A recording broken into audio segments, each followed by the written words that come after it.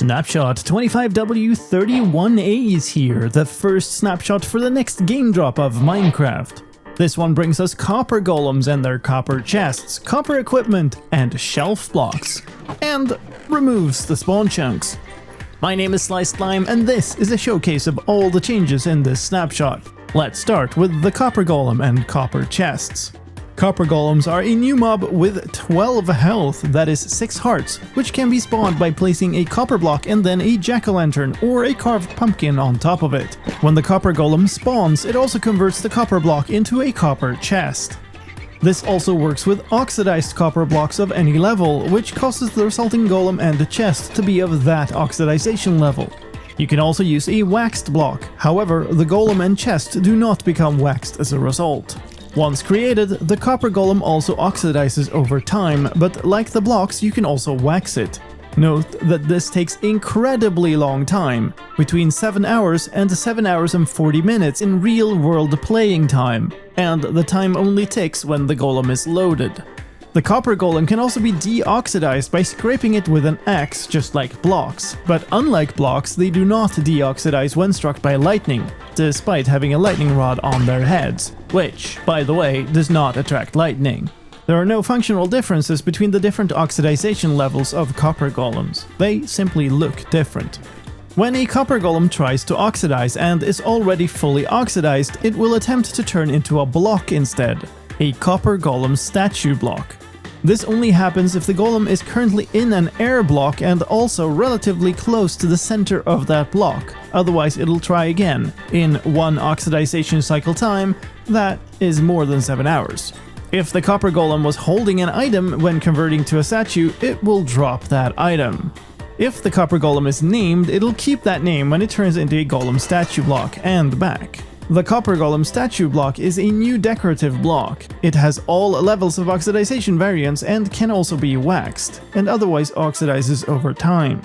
It can be placed in the 4 cardinal directions and has a pose. This pose can be changed by interacting with the block to pick one out of 4 poses, and which pose it is in can be read using a comparator, which gives a value between 1 and 4. You can pick up this block by mining it, and the right tool for the job is a pickaxe. If the golem is not oxidized, you can also get it by punching it without a tool. If the copper golem statue block has no oxidization when scraped with an axe, it will turn back into a copper golem. Copper golems carry and sort items between chests. This starts by it looking for any kind of copper chest within 32 blocks horizontally and 8 blocks vertically. It will walk over to a copper chest, open it, and attempt to take any item inside, carrying up to 16 items in one stack at a time, regardless of the type of item. Once it has a stack of items, it will look for a regular chest or trapped chest to put it in within that same area. In order to put the item in that chest, the chest has to either be entirely empty or already contain the exact same type of item. This match is fully precise, matching things like durability, name, shulker box contents, and so on. If it doesn't find any items in a copper chest or doesn't find space to put an item, it will move on up to 10 chests in a row before taking a break for 7 seconds and then trying again. When a copper golem is holding an item stack, you can interact with it with an empty hand to make it drop that stack. Like iron golems, copper golems are immune to fall damage and do not drown underwater. Of course, another way to get a copper golem is to use the copper golem spawn egg. Copper chests can also be crafted from a chest surrounded by copper ingots. They work like regular chests, combine into double chests and can fit as many items, but can also oxidize, and can be waxed to stop that process. To scrape off the oxidization, you will need to hold shift to avoid opening the chest. The right tool to mine a copper chest is a pickaxe. Like all other chests, opening a copper chest will anger any nearby piglins. This version also makes copper an equipment tier, with copper armor, tools and weapons crafted using copper ingots according to the same patterns as for other tiers. Copper armor has a damage reduction between leather and chainmail. It has higher durability than leather and gold and is slightly less enchantable than iron, meaning that it will get slightly worse enchants at the same input levels. Copper tools mine the same materials as stone tools but work faster than stone and have higher durability of 190 compared to 131 for stone. They have a higher enchantability than diamond but lower than iron. Copper tools and weapons do the same amount of damage as stone ones with the same attack speed. There are now also copper nuggets that can be crafted from and into copper ingots, and smelting copper tools and armor gives a copper nugget. Repairing copper tools and armor is done with copper ingots. And finally, there is now also copper horse armor that generates wherever iron horse armor generates and has a toughness of 4. And lastly, in copper news, lightning rods now oxidize like other copper blocks and can also be waxed and scraped. Let's move on to the shelf. The shelf is a new type of decorative storage block for up to 3 items that can be crafted from all wood types using 6 stripped logs, which gives 6 shelves. Each shelf block can store up to 3 item stacks, which are placed by interacting with that slot, much like with a chiseled bookshelf. This swaps the item in your hand with the item in the shelf. Much like an item frame, shelves display the items they hold, but the shelf holds an entire item stack rather than only a single item in each slot. You can also power a shelf with redstone, which changes its texture and function. Interacting with a powered shelf swaps the 3 rightmost items on your hotbar with those in the shelf. 2 powered shelves can also be connected, and interacting with one of them then replaces the rightmost 6 items with those in the shelves. And 3 connected powered shelves will swap the entire hotbar. When interacting with powered shelves, it does not matter which hotbar slot is selected or which of the connected shelves is interacted with. You can also place items into a shelf with a hopper or dropper, which places items in from left to right. And the hoppers can also take items out in the same order. They also provide a signal value to comparators placed at the back. The strength of the signal is a binary number based on the filling state of the slot, with the left slot being the least significant bit and the right slot being the most significant bit. That is to say, an item in the left slot is worth 1, an item in the middle slot is worth 2, an item in the right slot is worth 4, and the signal strength is all those values added up. The right tool to mine a shelf is an axe, and doing so drops any contained items. Some other items have also changed. All the die items now have new textures. This is to enhance the visual cohesion across the die set while maintaining distinct shapes. Mob head items have been fixed so they now preserve any custom name when they are placed and then mined again. Let's move on to some other gameplay changes in this version. The spawn chunks have been entirely removed, and with them the spawn chunk radius game rule.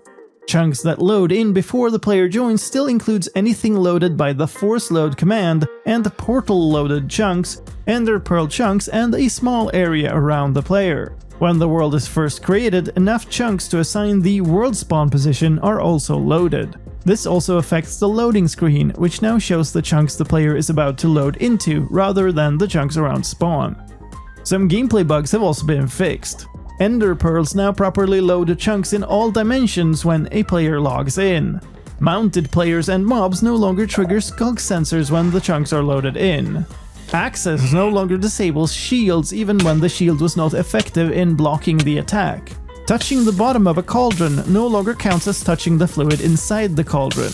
Strongholds can now appear underneath cherry groves as well as other land biomes. The sneaking and sprinting states no longer toggle sometimes when releasing the input keys and closing an interface window. In mob news, using a monster spawn egg in peaceful mode no longer spawns a monster that immediately vanishes. Instead, the spawn egg now has a tooltip saying it is disabled in peaceful worlds and using it fails entirely. Mounting a horse or similar animal now once again forces the player to face forward. Let's look at some options news. The F3 screen has been changed and can now be accessed from anywhere in the game, even when menus are open, and displays less information by default. This also fixes a bug where the F3 screen wouldn't properly activate after using the game mode switcher. There is a new debug option screen that can be opened by pressing F3 and F5 at the same time, which can be used to configure which debug information should be displayed. Each item can be toggled between never visible, visible when the debug screen is open, or always visible. If the reduced debug info game rule is turned on, some rows on this screen are disabled. A bug has also been fixed that would show a chat message about toggling functionality which was not available when that game rule was on. Some debug features that were previously available, like chunk border rendering or entity hitbox rendering, can now also be toggled through this screen. This screen now also gives access to some debug tools that were previously not accessible to the community. They are chunk section octree, chunk section paths, and chunk section visibility. There are two presets for the option setup: default, which resets everything to the default options, and performance, which shows performance metrics and can be used to get information without affecting the game's performance. Some accessibility options have also been updated. The auto jump, sneak, and sprint toggle options have been removed from the accessibility settings. Instead, there is now a button leading to the control settings. The attack/destroy and use item/place block keybinds are now toggleable. That is, they can be set to hold or toggle in the control screen. There is now an invert mouse X option in the mouse settings screen, which inverts the horizontal movement of the mouse. And there is now a sprint window option controlling the double tap to sprint functionality. The longer this is set, the longer time is accepted between two taps of the forward button to trigger sprinting. Setting it to off disables double tap sprinting. Pausing the game now pauses pending chat messages with chat delay on, and using F3 and D to clear the chat now also clears pending delayed chat messages. Subtitles are now called closed captions, and the options buttons now has a tooltip. Configuring the jump key to enter no longer causes an additional jump when pressing enter to send a chat message. The voice sound category is now labeled narrator/voice rather than voice/speech. Let's talk about some user interface news. The loading screen now has a progress bar that accounts for all types of chunk loading that need to happen before the game can be started. Closed captions will now show clearly when user interfaces are open.